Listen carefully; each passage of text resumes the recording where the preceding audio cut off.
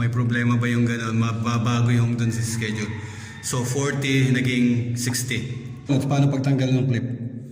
Makita niyo yung magkabilang side dito mga lods. Ay mga lods, yung magkabilang side na yan. So yun yung magdadala ng yun yung magdadala ng safety ng load, yung mga breaker na branches mga lods. Makita niyo may clearance pa siya na nakaangat diyan. Gawa nga nitong itong clip na to. Itong clip na to. Yan. Hello, good day mga lods. Saya mga lods, dito tayo sa ginagawa natin na AQ unit apartment. So yung ginagawa natin ngayon, yung magiging content natin ngayon is makita niyo yung panel. Cotton panels to. Then yung breaker natin is Schneider Electric one. Kaya mga lods, so ito yung cotton panel. Ito yung niya. Ito yung front niya, yung front face nung cover. Ayan. Then meron siyang pangalawang cover ito. So dalawa yung cover nito. Then yung breaker natin na Schneider Electric. Ito yung Schneider Electric na natin na ilalagay na breakers para dun sa panel. So ito yung pinalagay ni Bossing. So ang bala ko sana ilagay dito is yung normal na normal na papa na plastic. So ayaw niya ng ganun mga lods. Kaya ito yung napili niya. Siya ang bumili nito mga lods, yung may-ari. Makita niyo yung ito is metal. Makita niyo naman doon sa ibang video natin, sa previous video natin na kung paano natin kinabit yung panel na ito mga lods. So ngayon nilalagay na natin yung mga breakers dito sa unit na to. Yung unit na to is B mga lods, B. So lalagay na natin yung ibang unit dito sa baba. So may nabiling main. Ang main kasi nito dun sa schedule is 40 mga lods. So makikita niyo yung bus bar dun sa taas tsaka dito sa gilid. So ito yung pinakang main bus bar ng main line mga lods nitong unit na to, itong panel na to.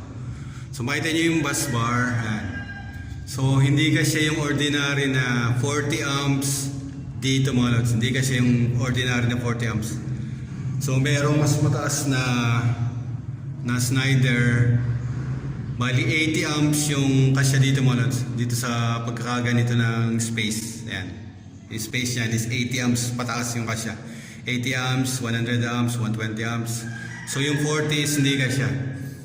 Kaya ang gagamitin na lang natin dito is yung dito sa brand name nito Cotton. So yung Cotton, 60 amps yung nila, yung kasya nila dito.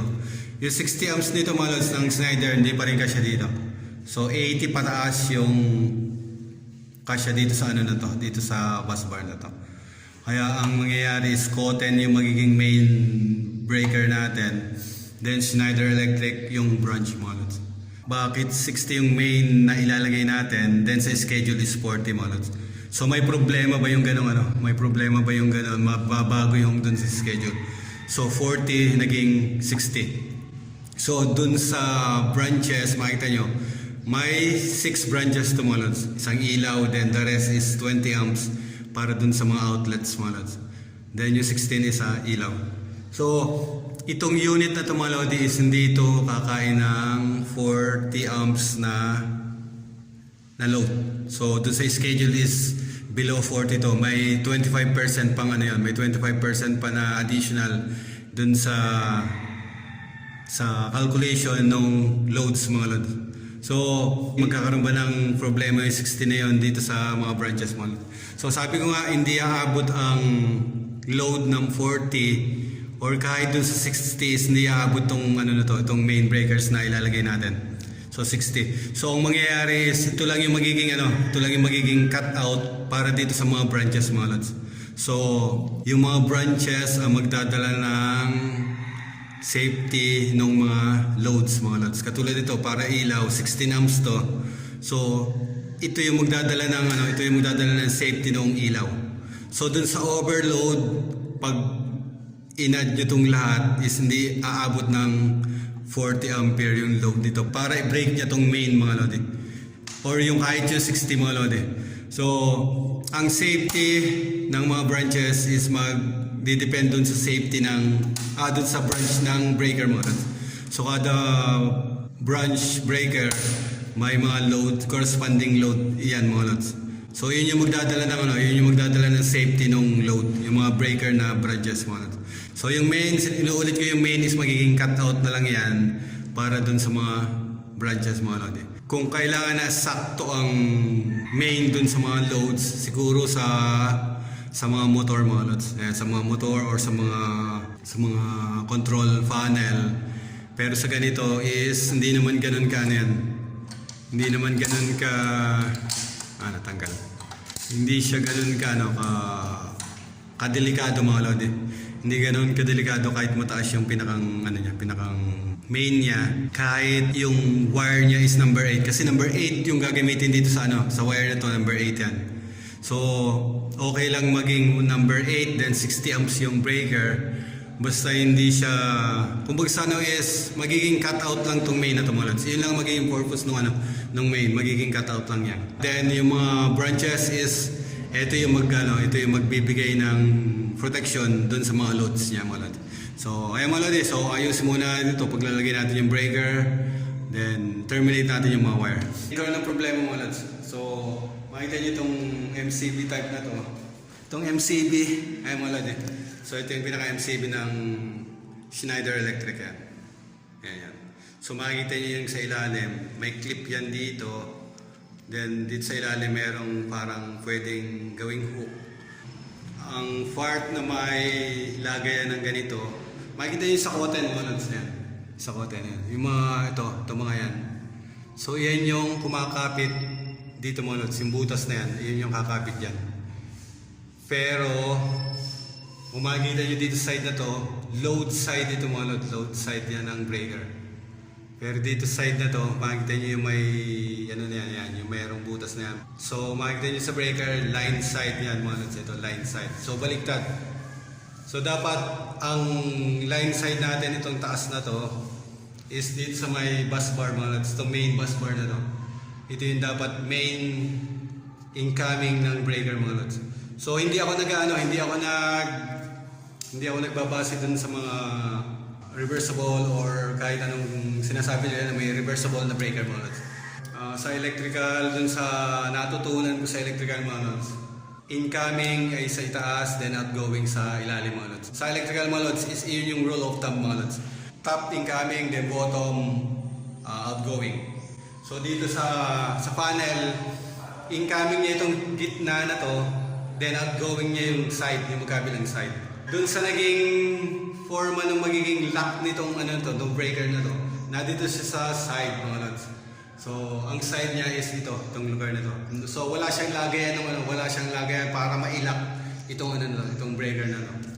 Doon sa mga ilalagay ng cotton kung saan kumbaga kung cotton yung breakers mo is pasok na pasok dito mga lods.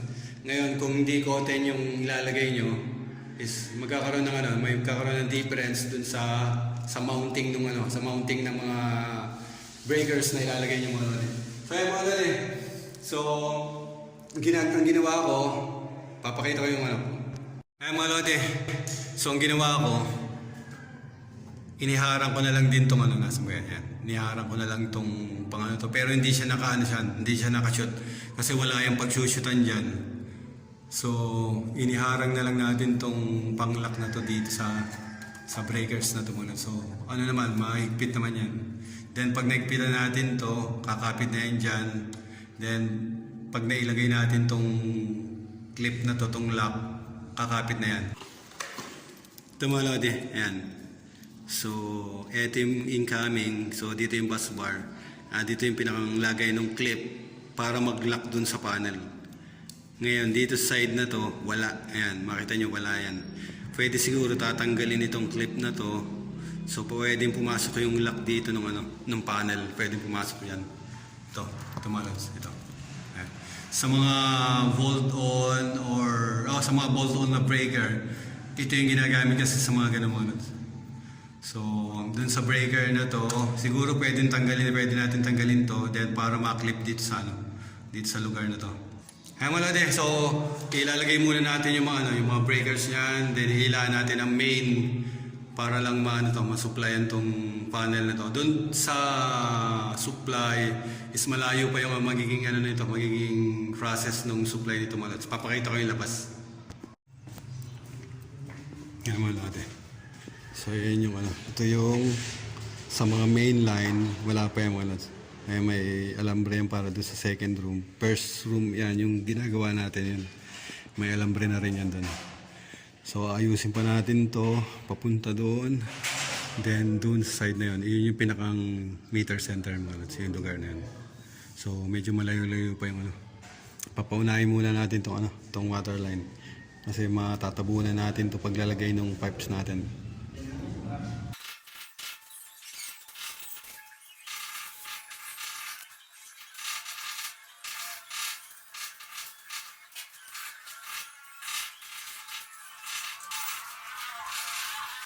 Ay wala din yan. Makita niyo yung ano. Yan. So, makita niyo yung clip nitong panel ito. Itong kulay ano na yan, chrome.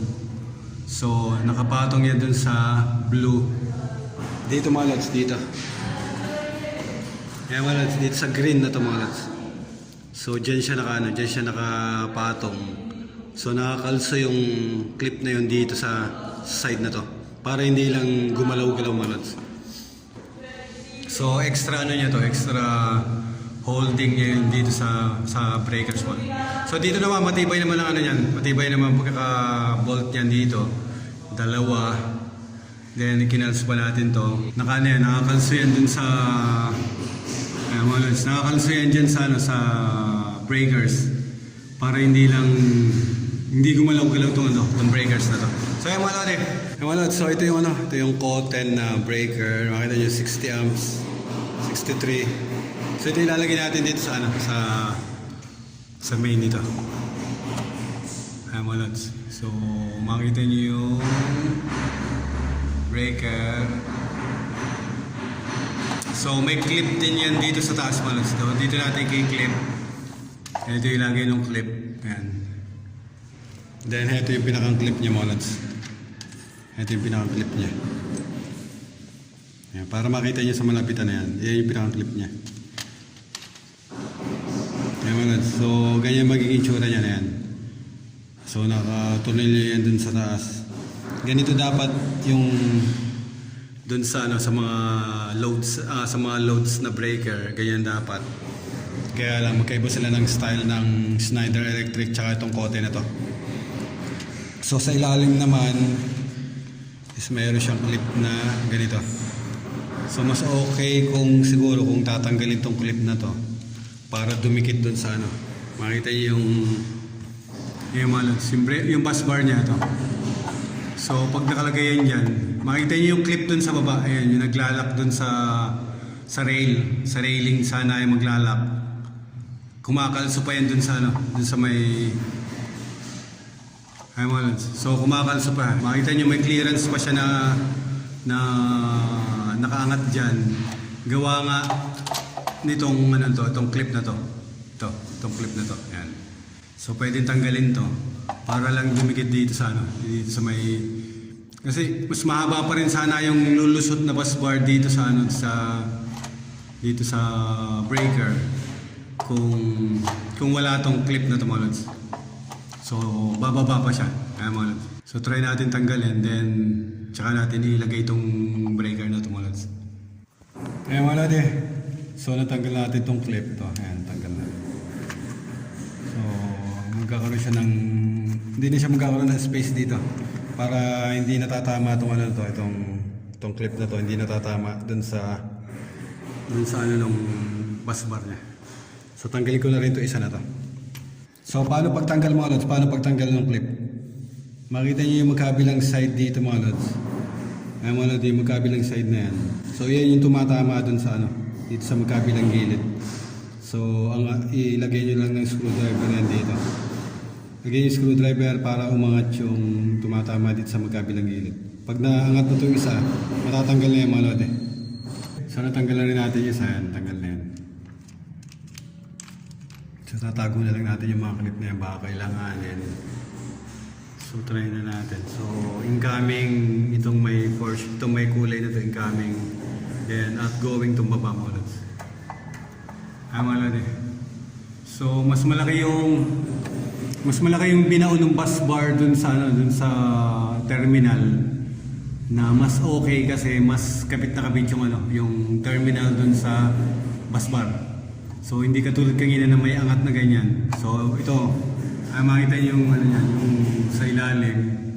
Ayan, wala siyang kaano-ano yan. Walang clearance ba na pwede may pumasok na kung ano-ano dyan. So mas okay yung ganito mo na nakadikit siya dun sa dito sa plastic na to. Ayaw mo lang so lalagay na natin yan. So okay. Ayaw mo lang So pumasok naman yan. So konting ano lang, konting pwersa ng konti. Ayaw mo lang So makikita nyo dyan yung schedule ng load, yung circuit number. So ang circuit number 1 natin is yung ilaw. Then circuit number 2, convenience outlet. Then 3, rep. Then 4 is washing machine. 5 is AC, mga lodi, AC. Then ito number 6 is spare. So ang numbering natin is 1, 2, 3, 4, 5, 6. So ganun yung numbering natin. Then main, mga lodi. So yung mga lodi, so yun yung ikakabit natin ng load na itong mga wires na to para dito sa mga branches, mga lods. Circuit 1 light, circuit 2 convenience outlet, circuit 3 rep, circuit 4 washing machine, then circuit 5 is air conditioning, then spare, mga lodi. Yun yung base dun sa, sa schedule of loads. Yun yung susundin natin, mga lodi. So as for reference, para madali makita yung mga identification nito dun sa drawing, mga lodi. So yun yung susundin natin. Kaya mga lodi, ito na yung cotton panel natin. Naka-flush mount siya sa wall.